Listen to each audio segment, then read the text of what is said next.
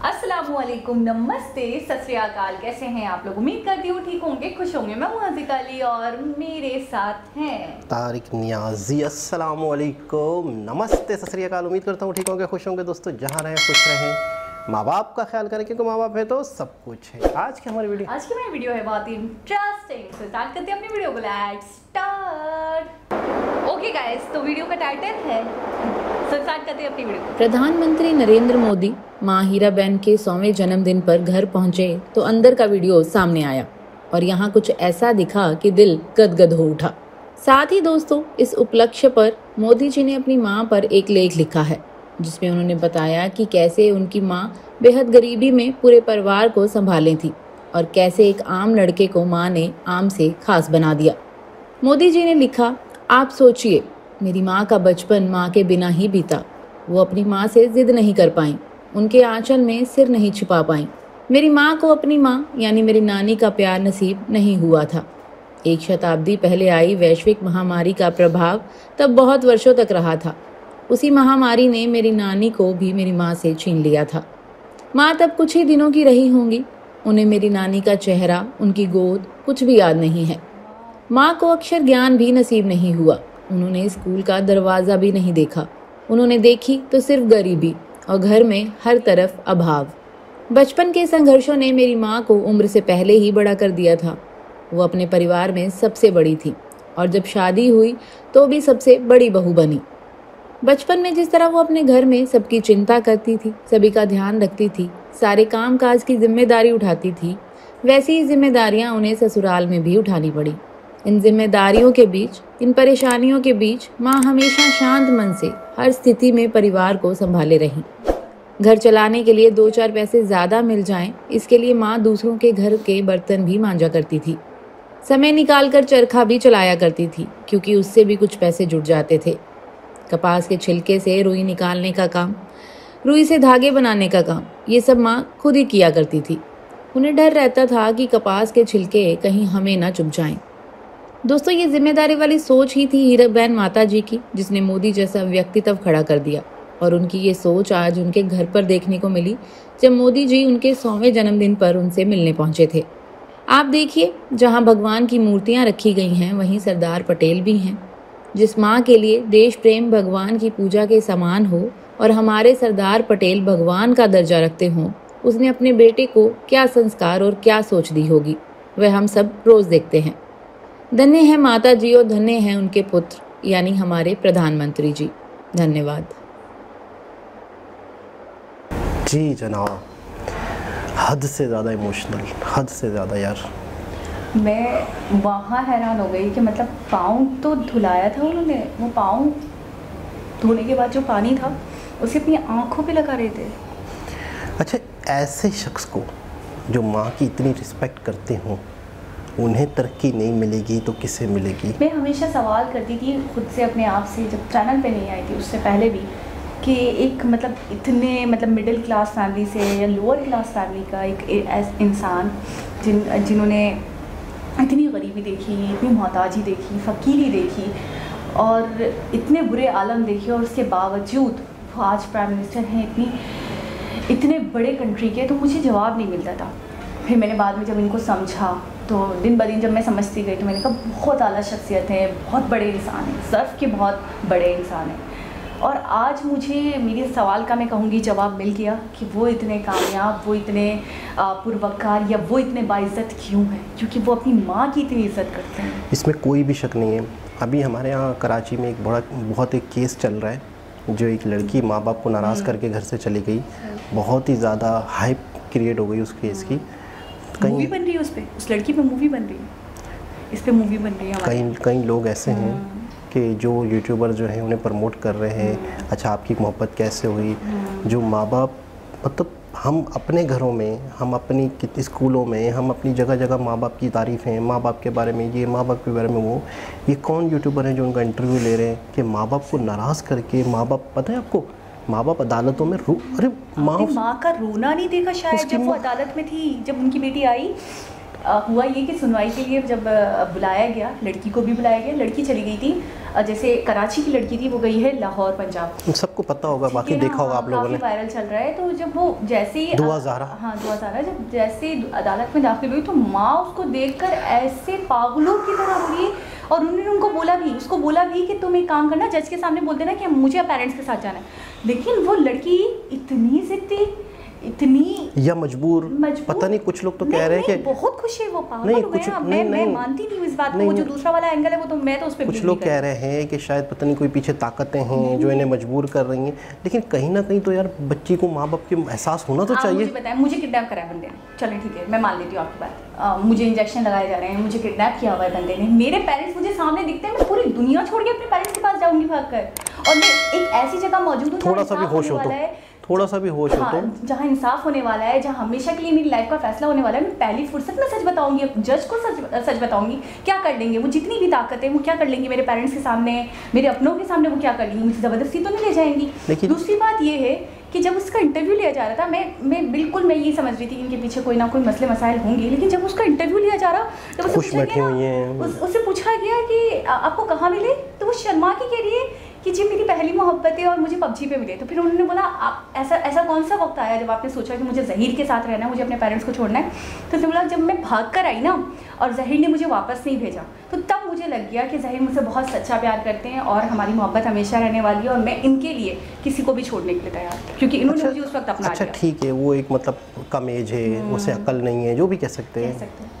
लेकिन जो यूट्यूबर हैं, जो इतने समझदार लोग हैं, जो उनका जा के इंटरव्यू कर रहे हैं, सबसे पहले तो ये सोचना चाहिए कि किसी एक के मुँह से ये नहीं निकला कि आपको ज़रा एहसास नहीं हुआ, जिन्होंने आपको पाल पोस के बड़ा किया, जिन्होंने आपको पैदा किया, जिन्होंने आपके लिए आगे क्या कुछ सोचा हुआ है, दुनिया का अच्छे से अच्छा शख्स आ जाए, माँ बाप तो माँ बाप ही है ना, मतलब किसी ने एक सवाल नहीं किया। अच्छा, मुझे ये बात समझ में नहीं आई। ये बात हुई थी, सवाल भी हुआ ये कि जिस यूट्यूबर ने उनका इंटरव्यू लिया था, तो वो कहने लगी जब हम घुसे हैं ना और जब हम सेटिंग वेटिंग कर रहे थे कैमरा की और उसको बिठा रहे थे, तो उस वक्त उसने मुझे पहले ही पाबंद कर दिया कि आप मेरे पेरेंट्स के हवाले से मुझसे कोई बात नहीं करेगी।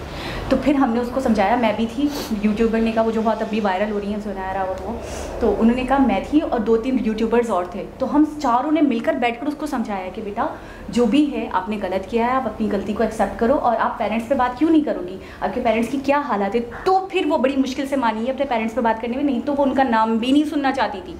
तो मतलब ऐसी कैसी बच्ची, ऐसी कैसी लड़की। तो वही तो मैं कह रहा हूँ कि कई लोग इसी बात को लेके कह रहे हैं कि कौन सी ऐसी ताकतें हैं जिन्होंने इन्हें डरा दिया है, जिन्होंने इस तरह से, अच्छा एक आम सा लड़का है तो उसके पीछे इतनी बड़ी मतलब सिस्टम चल रहा है, वो एक अलग कहानी है। मतलब कम से कम लोग उसे झंझोड़े तो सही, लोग उसे कहें तो सही। अच्छा एक बच्चे जिसको किसी ने किडनैप किया है, अगर एक ऐसी बच्ची जिसको किसी ने किडनैप किया है और उसके सामने उसके पेरेंट्स की बात की जाएगी, तो वो तो ज़ारो कतार रोने लग जाएगी। बिल्कुल कि मैं कहाँ फंस गई हूँ, बल्कि बजाय इसके कि वो कहेगी मुझे उनका नाम नहीं सुनना और मैं यहाँ बहुत खुश हूँ और आप मुझसे मेरी बात करें। इस बात का जिक्र करने का मकसद ये था कि एक तरफ एक शख्स हैं जो अपने माँ बाप का इतना ख्याल कर रहे हैं, अपने माँ बाप के पैर धो के पानी अपने आँखों पे चेहरे पे लगा रहे हैं, और एक शख्स ऐसी है जो कि पूरे पाकिस्तान में अपने घर को छोड़ के चली गई, अपने माँ बाप को जलील ख्वार कर दिया है सड़कों पे, और उसे हीरो और हीरोइन बना के पेश किया जा रहा है। ये मेरी समझ में, मेरी लॉजिक से बाहर है।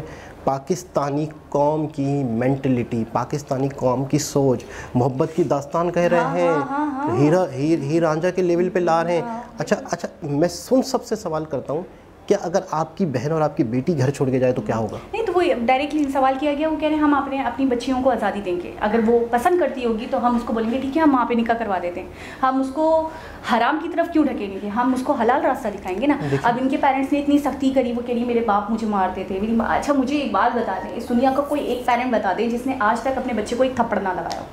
पेरेंट्स मारते हैं, पेरेंट्स सख्ती करते हैं, तुम्हें टैब दिया हुआ था, तुम्हें फ़ोन दिया हुआ था, तुम पबजी खेलती थी, तुम्हें इतनी आज़ादी दी गई थी, और उसके बावजूद भी तुमने इस तरीके से फ़ायदा उठाया। लेकिन ये है कि बात वही हो रही थी मोदी जी से रिलेटेड कि उनको देखें और यहाँ देखें तो ज़मीन आसमान का फ़र्क है। जब पूरी कौम इस तरह की मेंटलिटी रखती हो तो उस कौम के ऊपर अजाब नहीं आएगा तो क्या होगा? मैं कहता हूँ। और दूसरी तरफ देखें तो एक कंट्री के पीएम ही ऐसा दर्ज दे रहे हैं, अपने पेरेंट्स की खिदमत करके, अपनी माँ की खिदमत करके, अपनी पूरी कौम को ही ऐसा दर्ज, ऐसा लेसन दे रहे हैं कि उनकी कौम क्या सीखेगी। बिल्कुल ऐसा ही है। तो ये है कि मैं समझता हूँ कि इस चीज़ की पूरी जिम्मेदार कौम है। कौम की मेंटेलिटी सेट होती है, कौम की मेंटेलिटी पता चल रही है कि हमारी कौम की सोच क्या है कि एक लड़की माँ बाप को छोड़ के चली गई है तो उसको मुस्कुरा के अच्छे तरीके से बात की जा रही है। तो आज हमारी कौम पे जो अज़ाब है, आज हम बहुत ही मुश्किलात में हैं, तो क्या हमने ये सोचा है कि क्या हमारे ऊपर अपने माँ बाप की दुआएं हैं? अच्छा, एक और चीज़ होती है, अभी हम थोड़ा सा इस टॉपिक से हट जाते हैं, हम बात करते हैं सही और गलत की और करते हैं रियलाइजमेंट की। कोई बंदा गलत है ना तो उसको आपको रियलाइज़ करवाना पड़ता है कि आप गलत हो, आप गलत हो, आप गलत हो। आप जब तक आपकी ताकत है तब तक आप उसको रियलाइज़ करवाओ कि आप गलत हो। हमारे अंदर ये आदत है कि हम गलत को बड़ा बढ़ावा देते हैं, बड़ा परवान चढ़ाते हैं जिसको कहते हैं हम। अब जो बंदा गलत है उस पर आप मूवी बना रहे हो तो उस बंदे को क्या लगेगा अपने आप में कि मैंने बहुत बड़ा कारनामा कर दिया भाई, मुझ पे तो मूवी बन रही है। और आने वाली नस्लें क्या करेंगी? वही चीज़ करेंगी, यही करेंगे भाई। तो मैं कहता हूँ एक बहुत ही ज़बरदस्त लेसन है किसी पीएम। अच्छा, पीएम की जब वीडियो बनती है या पीएम इस तरह से जाते हैं और अपनी माँ बाप की, कितना खूबसूरत मैसेज आगे की नस्ल को जा रहा है। बिल्कुल ऐसे। अच्छा, एक चीज़ और है, मतलब कुछ लोग ऐसे होंगे जिनकी आदत में तनकीद होती है, जिनकी फितरत में, तो वो ये लोग ये सोच रहे हैं कि यार ये चीज़ अगर मोदी जी कर रहे हैं तो वीडियो की क्या ज़रूरत है। मैं सोचता हूँ इसकी तो वीडियो लाजमी बनवानी चाहिए, मैं समझता हूँ। और अगर मैं कहता हूँ अगर देखिए, पहली चीज़ तो ये कि वो माँ की रिस्पेक्ट करते हैं, सही है। और अगर उसकी वीडियो बनती है तो ये बहुत बड़ी, मैं कहता हूँ सबके लिए सीखने के लिए एक सबूत है। बेशक जानबूझ के बनाई जा रही है, बेशक, लेकिन आप ये तसव्वुर करें कि आने वाली नस्ल के ऊपर क्या इम्पैक्ट जा रहा है। कभी किसी लड़के ने, कभी किसी ने, सब अपनी जो इस वक्त वीडियो देख रहे हैं, किसने अपनी माँ के पैर धोए? किसने आज तक अपनी अम्मी के पैरों को धोया है? और अगर पीएम मोदी जी धो रहे हैं तो यकीन करें, मैं शर्तिया कह सकता हूँ कि बहुत सारे के अंदर ये शर्म खत्म हुई होगी, हिम्मत आई होगी। जब वो धो सकते हैं तो मैं क्यों नहीं?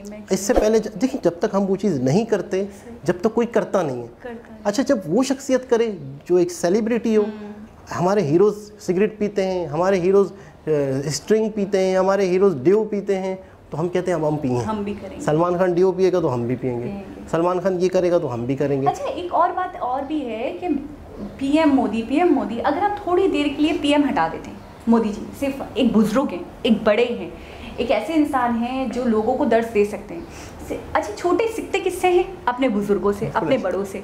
तो आप देखोगे कि आपके बड़े क्या कर रहे हैं तो आने वाली पीढ़ियां भी तो उन्हीं को फॉलो करेंगी ना। सही होता है, ठीक है ना। पीएम है, अगर उसका टैग लगा के हम बात करें, हम नहीं भी करें, चले पीएम नहीं है, अभी हम सोच लेते हैं थोड़ी देर के लिए, सिर्फ आपके बड़े हैं, आपके बुजुर्ग हैं, तो आपके बुजुर्ग आपको क्या दर्द दे रहे हैं? आप ये देखो, आपको क्या सिखा रहे हैं। बहुत गहरी बात है ये। और दूसरी बात ये है कि मैं सबसे पहले तो मुबारकबाद दूंगा, सबसे आखिरी में, बल्कि सबसे पहले नहीं, मुबारकबाद दूंगा कि 100 ईयर्स ये लोगों की दुआएं हैं। ये मोदी जी को खुश देख के वो खुश हैं। जब इंसान को खुशी मिलती है, इंसान की ज़िंदगी और बड़ी हो जाती है। तो इस तरह की औलाद और इस तरह के माँ बाप अल्लाह पाक सबको दे, और जिस तरीके से वो खिदमत कर रही, ये सोच सबके अंदर, सबके दिलों में आए। मतलब मैं कहूँगी दुनिया में ही स्वर्ग कमा लिया उन्होंने, इसमें कोई भी शक नहीं। तो एक बहुत खूबसूरत वीडियो जिसमें बहुत कुछ सीखने को मिलता है, अगर सीखना चाहे इंसान तो। दोबारा किसी वीडियो से आपसे मुलाकात होगी, जब तक के लिए अल्लाह।